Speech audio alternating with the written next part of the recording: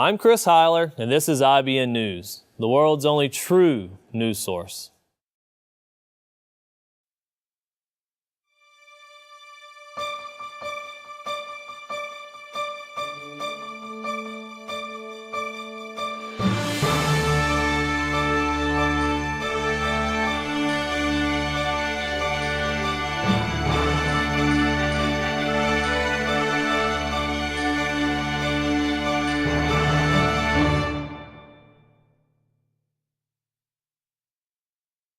Now, according to the latest report from the CDC, weapons of mass destruction, well, they could be the least of our worries.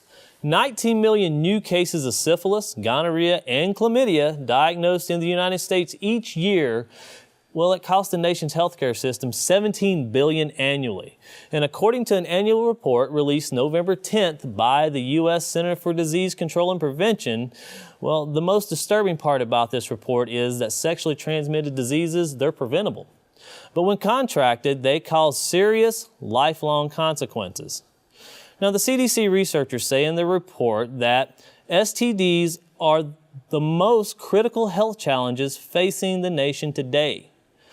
Reported cases of chlamydia steadily increased for the past 20 years and reached 1.3 million in 2010. One thing for our viewers to note, 1.3 million are the confirmed reported cases. That's not the total number of people infected with chlamydia, that's just reported cases. However, a majority of chlamydia infections still go undiagnosed, and fewer than half of sexually active young women undergo annual screening as recommended by the CDC. One is only left to imagine how bad this could actually be. Rates of gonorrhea are at historic levels. More than 300,000 cases were diagnosed in 2010 alone. There are also indications that the disease may be developing resistance to the only available treatment option, which, by the way, is not a cure at all. Now, according to the CDC, syphilis has also increased significantly among young gay and bisexual men, which suggests that new infections are fueling the overall rise in syphilis infections among men. This is particularly concerning because there also has been a sharp increase in HIV infections in the gay and bisexual populations also. Now, this should sound familiar. Although the CDC did not connect diabetes and heart disease with STDs, we brought you a few weeks ago about a man named Yisrael Hawkins who, for more than 40 years, has been telling the medical profession that these diseases are coming from STDs. And that information is just now starting to be confirmed by the medical field, with studies like the one we brought you earlier that was done by the team of researchers at the University of Texas Medical Branch at Galveston. While doctors must report cases of gonorrhea, chlamydia, and syphilis to local or state health departments, other STDs, including the human papillomavirus, also known as HPV, and genital herpes, well, they're not included in the reporting system. Because of this, the true incidence of STDs, well, it's greatly underestimated, and that's according to the CDC. It seems that the CDC may be overlooking some valuable information. For one, as stated by Yisrael Hawkins, STDs do not look at the color of a person's skin, but rather transmitted by the actions of an individual, often being uneducated to the fact and not having any regret until they actually see the results of their choices start to take place in their bodies.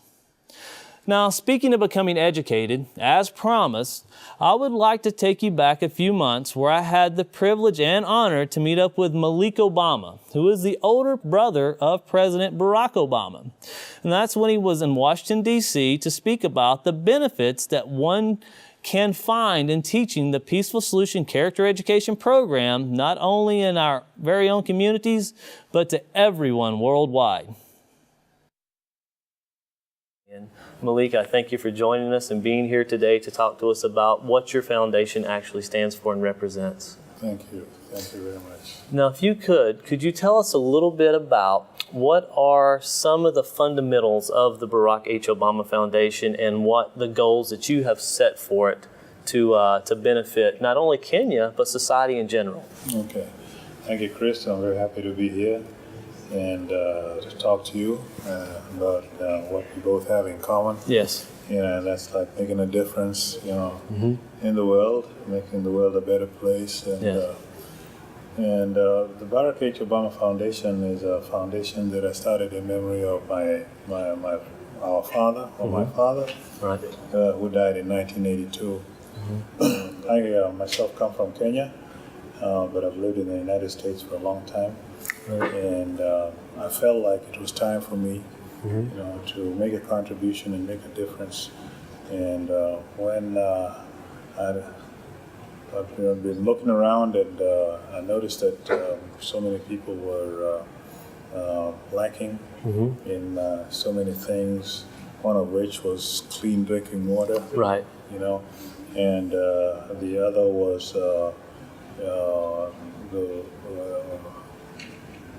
good health facilities. And now, for those that don't know it, that in Kenya, these things aren't as readily available as they are here in America, where you just go in and turn your faucet and there's your drinking water, or you have a well and you have a mechanical pump that may be ran by electricity that will pump your water into your house. So a lot of those people have to walk a distance for water. Yes. And these are things that your country sees. Yes. We had a lot of challenges back at home in Africa. And so here in America, we take a lot of these things for granted. Right. Yeah. No, I think that's very interesting, because you traveled a long way to come to the capital of the United States, and you came to speak at the Peaceful Solution Character Education 2010 Global Peace Conference. And you were an honored guest speaker who made a very long journey, 30-hour flight to actually come all the way from Kenya to here. And this character is that common ground that you said that you found when you gave your speech that you had. And one thing I think was very interesting, because the Peaceful Solution has always strived as it is a non-denominational program. It can be incorporated into any religion, any faith, any way, anyhow. And I noticed as you spoke of the fundamentals of being a Muslim, which are very close to you and very much so, and I would think with all due respect, should be treated that way. That you say that these things by the Peaceful Solution, they don't clash. They actually go hand in hand with what you already believe, but it's a teaching tool to help assist others in the Barack H. Obama Foundation in building a better way of life for others in Kenya and all around the world. And I think that there's a combination there that can last for a lifetime with those two foundations. Yes. It's easy for me to get with the program because I'm a Muslim, and I'm a practicing Muslim, and all the principles that are within the program, are not in conflict with my beliefs. So it's easy for me, to step right in and be part of the program. Yes. I, as a Muslim, like I said, the principles and the program that is the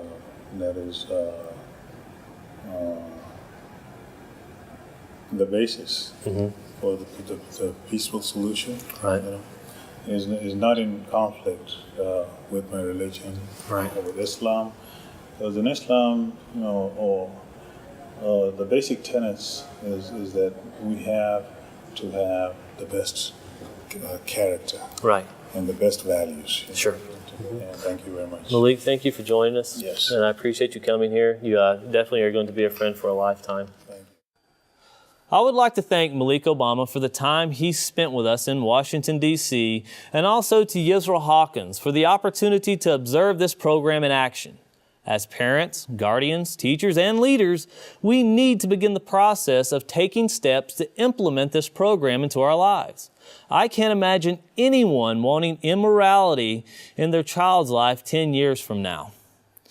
Like Yisrael Hawkins, I agree that we need to educate our society on just how dangerous STDs actually are. We can expect to see these studies and annual reports become worse unless we as a group start to make a change. If we continue to stand by and do nothing, we'll have no one to blame but ourselves. Want to do something but don't know where to start? You can begin today by going to www.peacefulsolution.org and see what Yisrael Hawkins has been saying for over 40 years. Just because there's an information gap, well, it doesn't mean that you and I have to fall in it. Together, we can make a difference. From all of us here at IBN News, thanks for joining us.